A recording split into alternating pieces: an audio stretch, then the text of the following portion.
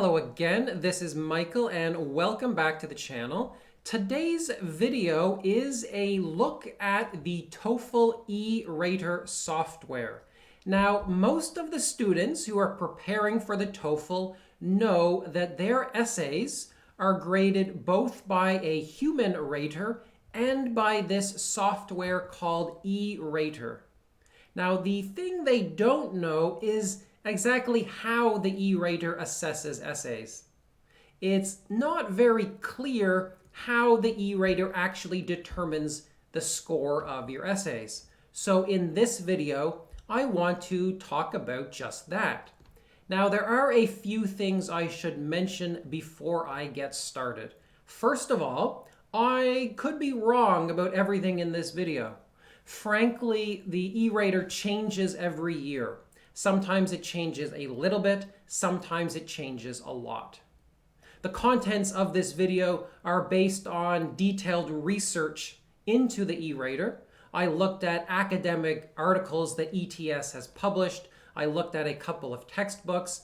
I looked at the documentation that ETS provides.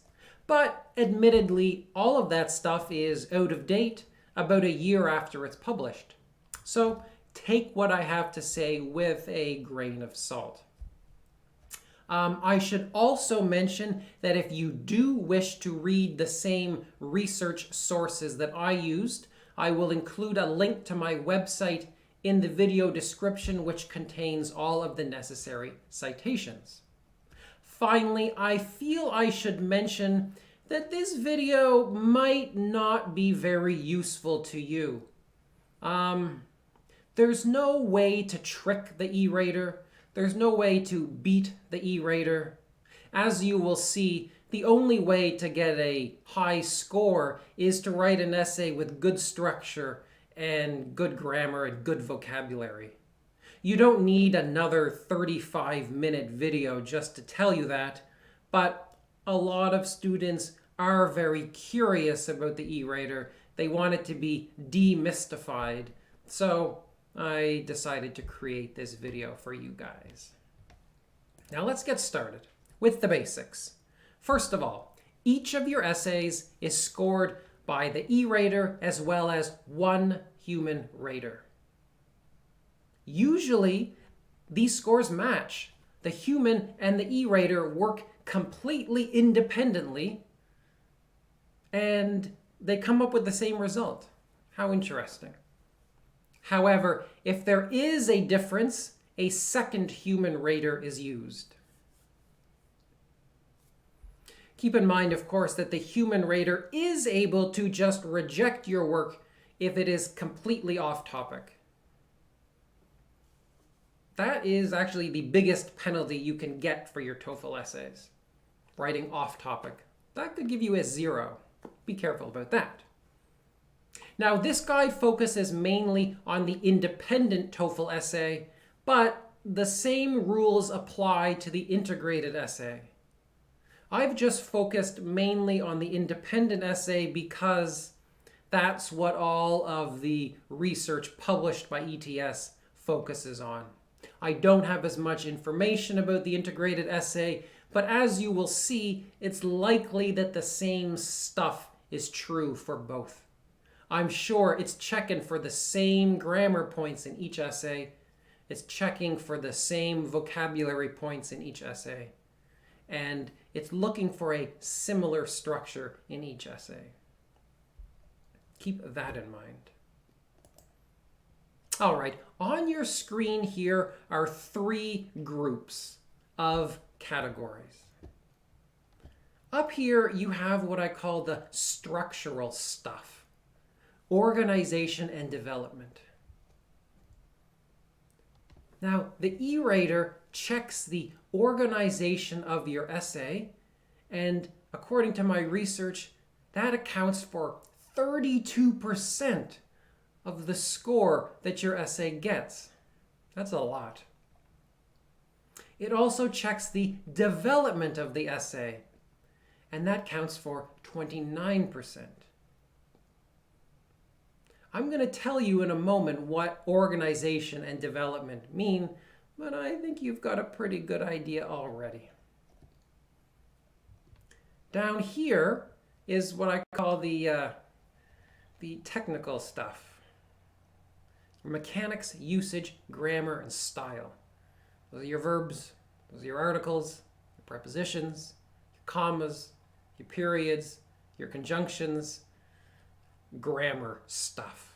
And as you will see, although it uses 4 different categories, it's all basically grammar. That's 10%, 8%, 7%, 3%. That's still quite a lot. And I'm going to talk about what it means exactly when it says mechanics and what it means exactly when it says usage. Get to that in a minute. Over here, you've got the vocabulary section. Word length, word frequency, collocations and prepositions, topic-specific vocabulary. Now, I've got some asterisks here because this category group has changed a little bit. When the article I read was published, word length was 7% of your total score. That's a lot. Word frequency was 7% of your total score, which is also a lot. But since then, they've introduced these new categories, collocations and prepositions, and topic-specific vocabulary. I don't know what they're worth, but my guess would be 3% and 4%, and that these two have been diminished to make room for the other two. That would be my guess. All right, so now that we know broadly what the categories are, let's talk about them in more detail. Let's talk about development, where 29% of your score comes from. Development is defined as the presence of, and I'm quoting here from a book, background, thesis, main points, supporting points, and conclusion. If you want to achieve this, you just have to write an introductory paragraph, 2 or 3 body paragraphs, and a concluding paragraph. This is the stuff that every teacher has told you. This should not be new information. It's not an E-Rater secret. You could use my guide to the independent task, which has some templates in order to achieve this. Just a couple points to mention here. Don't make a separate paragraph for background. According to the articles I read, this is specifically punished. The E-Rater specifically wants an introductory paragraph containing both background and thesis. Now, background is what my guides refer to as a hook, which is 1 or 2 sentences that introduce the general topic of the essay. That comes before your thesis, at the very beginning of the essay. A main point is what I would generally refer to as a topic sentence. That's the first sentence of your body paragraph that summarizes the argument that the body paragraph contains. The supporting points refers to everything else in that paragraph, including your personal example. Now, some teachers will tell you that you absolutely need 3 body paragraphs if you want the highest possible score. I don't believe that is true for the independent essay. I've had students write just 2 body paragraphs and they have still gotten a perfect 30 points. So I don't think you need 3 body paragraphs. If you've got 2 and they contain a main point and they contain supporting points, I think you'll be fine. However, you could write 3 and you could still get a perfect score with 3. I generally teach 2.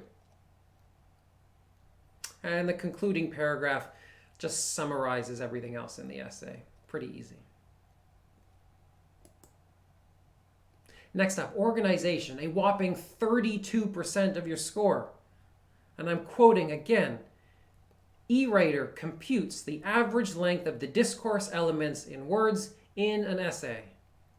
What is a discourse element? An introduction, a body paragraph, a conclusion. Those are all discourse elements. So this means, yes, longer essays do get a better score. Now, that might be somewhat controversial, but it shouldn't be. Clearly, an essay that is 10 words long is too short and it's going to be punished because of its word count. Likewise, an essay that's 100 words is too short. It's going to get punished because of its word count. Now, I generally recommend about 380 to 400 words. I believe, of course, that there is a limit, right? You'll get maybe the maximum 32% if you write 400 words. You're not going to get any more if you write 2,000 words. There is a limit to the reward you can get for the word count. Also, keep in mind that longer essays might lead you to making more mistakes because you will be working too fast. So, don't go crazy when it comes to word count. Aim for about 380 to 400 words in total. Also note that I believe that the body paragraphs should have more words than the introduction and the conclusion. This was not clearly stated in the research I did, but it was implied, and it is something that I teach to my students, that most of your words should come from the essay's body. The introduction is going to be brief, and the conclusion will be even more brief. Now, consider this. These two categories, development, 29%, organization, 32%. I don't know math, but that looks like 61% of your score comes from just these two things. That's important to remember.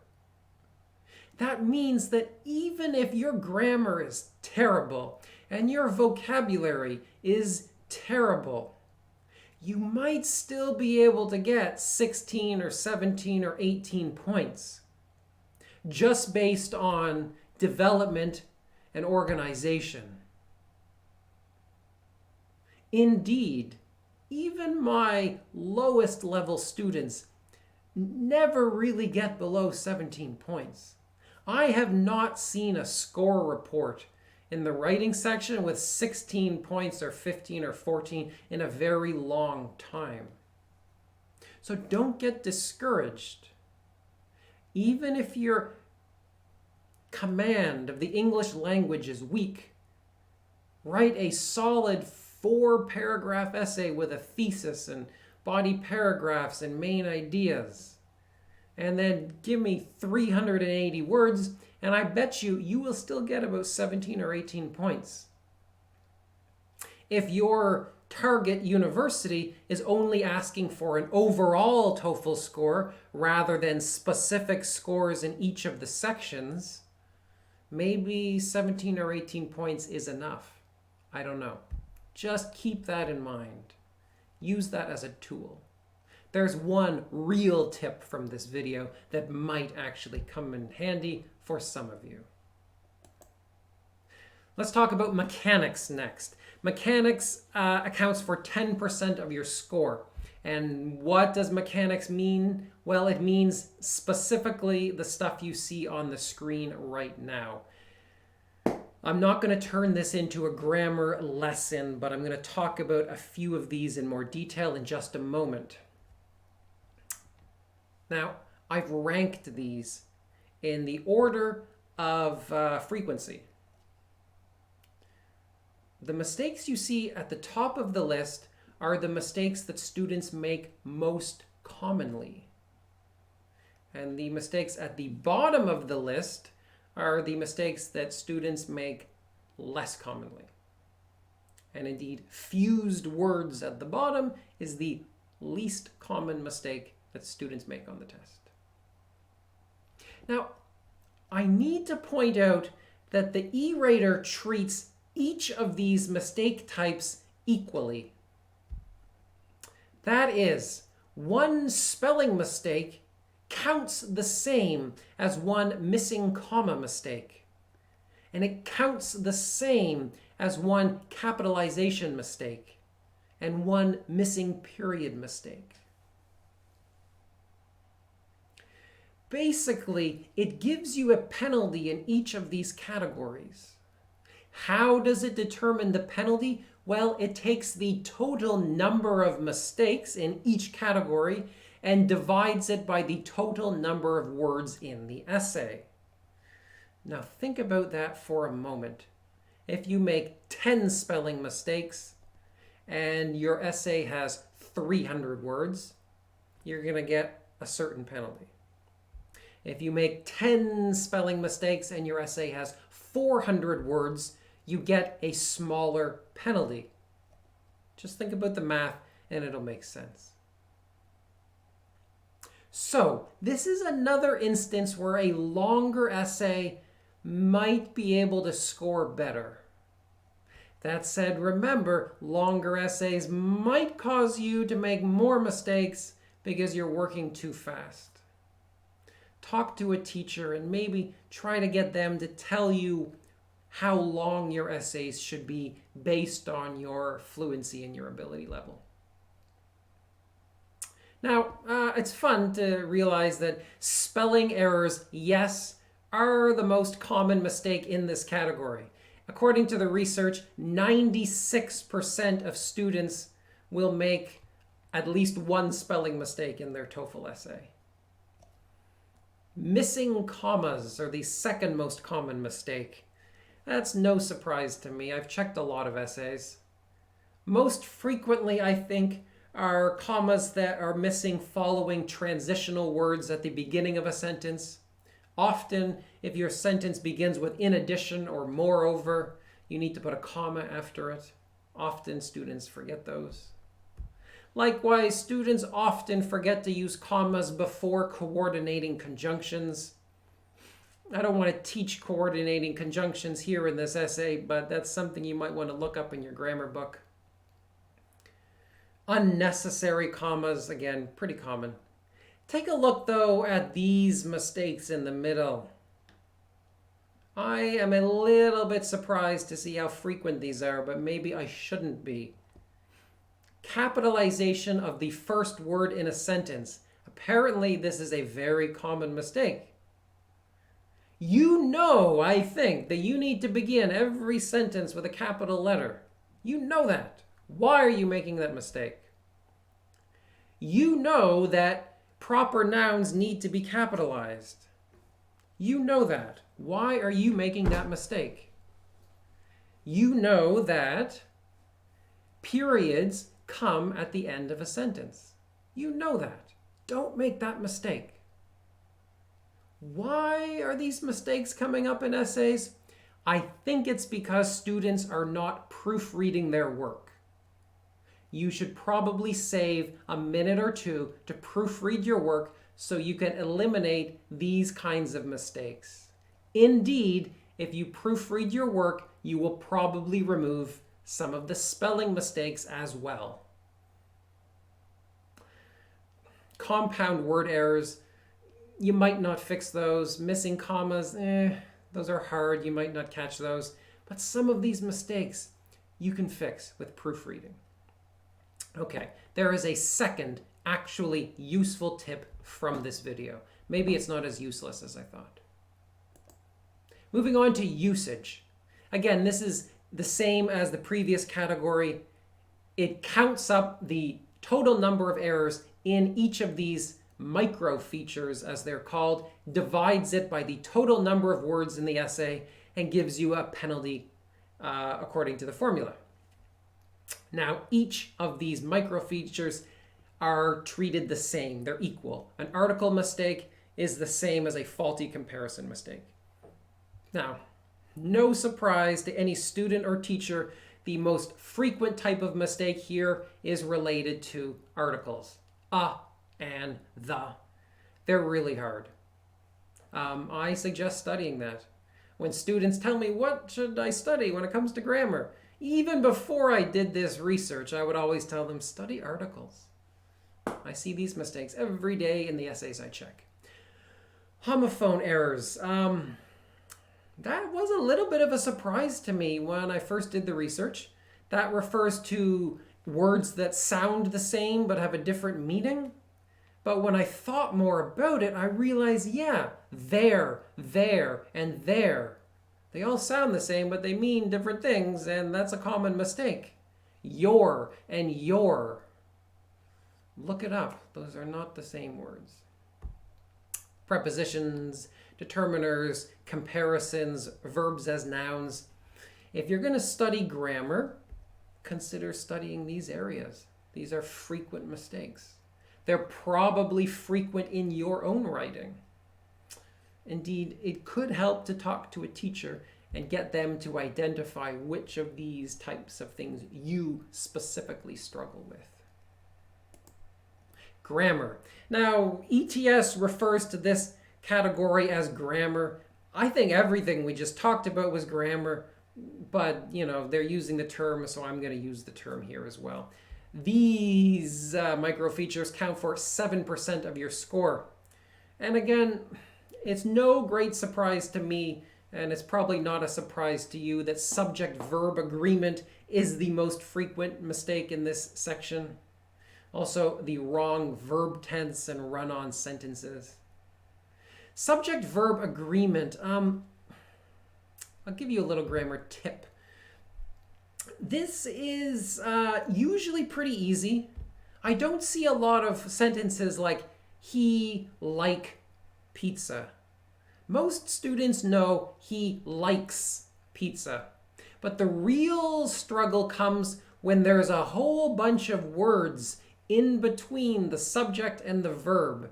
And when you've got all that stuff getting in the way, it can be hard to remember or to figure out what the verb should be written as. So when you're doing your proofreading and when you're writing your essays and you come to a verb, just try to find the subject. Go back in the sentence a little bit. See if you can find the subject and make sure your sentence is okay. It's also got a category called proofread this. And that's the official term they use. I love it. This is an error that the E-Rater just can't identify. It's also got garbled sentences, which is when you make 5 or more mistakes in the same sentence. Yeah.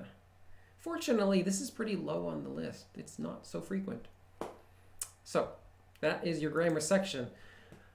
Next up is your style section. 3%, it's not huge, but it matters. Repetition of words is the most frequent type of mistake in this section. This means that you are using the same word too many times. What does too many mean? I have no idea. That was not mentioned in the research, but I teach my students not to use the same word more than 2 or 3 times. I think that like 70% of all students get some kind of penalty for repetition of words. So don't go overboard with the same word again and again and again. Too many long sentences. Avoid sentences of more than 55 words. Avoid short sentences. Don't write sentences with less than 7 words. I see this a lot. According to my research, you can do each of these things 4 times, and then after that you get a penalty. However, I teach my students 1 or 2 times because maybe the E-Rater will be adjusted and that number will go down.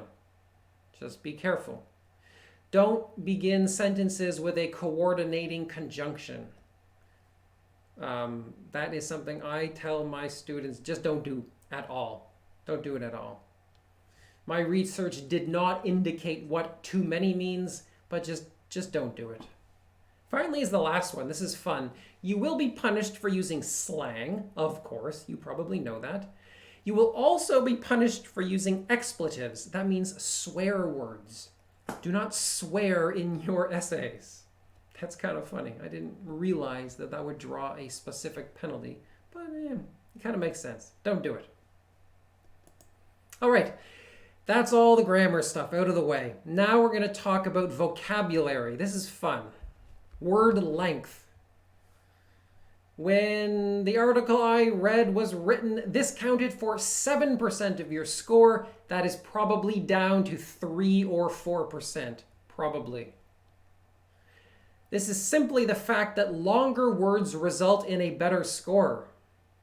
The E-Rater calculates the average length of all the words in your essay and gives you a score which assumes that longer words are better. So, you want to get a better score, you got to use longer words. However, longer words might increase your chances of making mistakes, so be careful. Indeed, when I check essays for students, I frequently make the comment that they are trying too hard to use advanced words, which is actually hurting them. That means you need to talk with your teacher just to make sure that the words you're using are words that you have mastered, that you are using properly. Next up is word frequency. This is probably about 3 or 4% as well. This means that words which are less common in English will score better on the test. Of course, they will also increase your chances of making mistakes. I'm going to give you a link in the video description to a word frequency chart which ranks the 5,000 most common words in the English language. Now, I don't want you to go too crazy looking for rare, strange words. That is a recipe for a disaster. But I always teach my students that they should not use really easy adjectives like good or bad or big or small. Good is like the 100th most common word in the English language. But positive is like the 900th most common word. Bad is like, I don't know, the 105th most common word, and negative is like the 1000th most common word. That's an easy swap. That's an easy change, but it will increase your score. Likewise, the word buy, B-U-Y, is like the 50th most common word in the English language, but the verb purchase is like, I don't know, the 800th most common word. Now, I made up all those numbers, I got to admit. But what I'm saying is that you can easily change your words to make them a little bit less frequent. You don't have to say big. Even just saying large both increases your word length average and it increases your word frequency average. Just by changing the word big to large. Keep that in mind. Now, here's the new category. Collocations and prepositions. Probably worth about 3 or 4%. I'm not sure. Basically, the E-rater checks the total number of collocations used in your essay and divides it by the total number of words. Obviously, more is better, but there is some limit. I don't know how many collocations it wants to give you the maximum benefit. Maybe it's 5, maybe it's 10. I don't know, but just try to use more. What is a collocation, you might be asking? Well, note how in English we don't say thick rain, we say heavy rain. A collocation is a group of words, usually 2 words, that are used together very frequently. These are not used together because of some grammar rule. It's just common practice. How can you learn collocations? Well, you just pick them up as you master the language. I believe that linguists refer to these things as fluency markers. It's just a sign that you're really good at the language. I'll put a link to some collocation lists you can review, but this is more of a long-term thing. You should be reading in English and speaking and listening, and you will pick these up. They'll become natural. Likewise, you are rewarded for correct and consistent preposition usage. Again, this is not a rule type thing. This is just a common usage type thing. You develop it over time as you master the language. As a tip, I suggest that you consider using verb and preposition collocations. I think they might be a little bit easier to pick up on, and they might result in a better score because it has both a preposition and a collocation, maybe. I don't know. Hopefully that's tip number 3 from this video you can actually use. Last but not least is topic-specific vocabulary. This is probably 3 or 4%. Here's an unofficial motto of the E-Rater. Good essays are like other good essays. What does this mean? Well, the E-Rater has a list of all the words that appeared in the highest scoring essays the last time a certain question was used. If you use some of the same words, you will be rewarded. What are these words? I have no idea. All I can suggest is that you try to use a few advanced words that somehow relate to the general theme of the question you have been given. So if the question is about school and university, I don't know, try to use a few things like freshman or orientation or sophomore or, I don't know, career counselor. Just kind of like, good words and good collocations that are specific to the general theme. Likewise, if it's a question about work, try to use a word like career. Try to use a word like professionalism. Just words that more closely relate to the prompt. It's hard. This is something you probably can't really do consciously. But, I'm telling you now, it's something you can think about. I should also mention that this might not even be used by the E-Rater anymore. According to the research I read, I believe that they used it in all of the essays that were written back in like 2009. And then they took it out of the E-Rater because they didn't like it. And I believe they adjusted this feature and put it back in. Now maybe they've taken it out again. I'm not sure. Just something to keep in mind. And, it's something to satisfy your curiosity about how the E-Rater actually works. So, that's all I have to say about the inner workings of the E-Rater. I hope this video was useful to you. I hope it demystifies the E-Rater software a little bit. Hope it sets your mind at ease. If you want more of this kind of stuff, you can find me at TOEFLresources.com. If you liked the video, I hope you will consider liking the video, sharing the video, subscribing to the channel, maybe swiping right if you see my picture anywhere. I'm going to leave it at that, but if you have any questions about the E-Rater, please leave a comment down below. I'll get back to you as soon as I can. Take care, guys, and goodbye.